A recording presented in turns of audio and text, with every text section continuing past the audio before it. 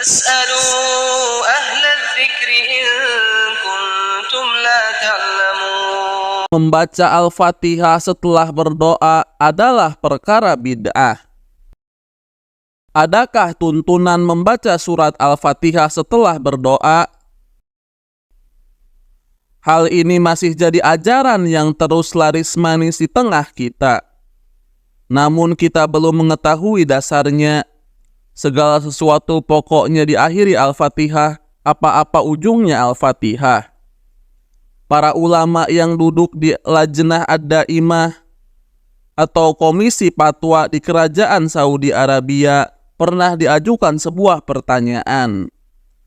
Apa hukum membaca surat Al-Fatihah ditujukan pada ruh si fulan? Atau membaca Al-Fatihah dengan tujuan agar Allah memudahkan suatu urusan? Ada juga yang mengadakan milad lantas setelahnya membaca surat Al-Fatihah. Atau setelah membaca Al-Quran ditutup lagi dengan membaca surat Al-Fatihah bersama para hadirin. Juga ada kebiasaan di sebagian tempat sebelum nikah pun membaca surat Al-Fatihah terlebih dahulu. Bagaimana hukum hal ini? Dijawab oleh ulama Lajnah Ad-Daimah, membaca surat Al-Fatihah setelah berdoa, setelah membaca Al-Quran, atau sebelum menikah, termasuk amalan yang tidak dianjurkan.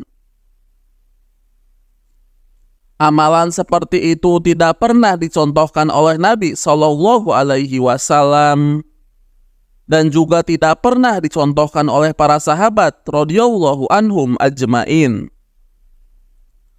Padahal Nabi Shallallahu Alaihi Wasallam telah bersabda, barang siapa mengamalkan suatu amalan yang tidak ada perintahnya dari kami, maka amalan tersebut tertolak. Hadis riwayat Muslim nomor 1718. Fatwa Al-Lajnah Ad-Daimah nomor 8946. Dan semoga kita bisa lebih meneladani Nabi Shallallahu Alaihi Wasallam dalam beramal. Ayub Asy-Syiktiyani berkata, tidaklah seseorang semakin semangat dalam amalan yang tidak ada tuntunannya dalam Islam, melainkan ia akan semakin jauh dari Allah.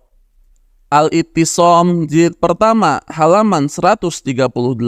Wallahu a'lam.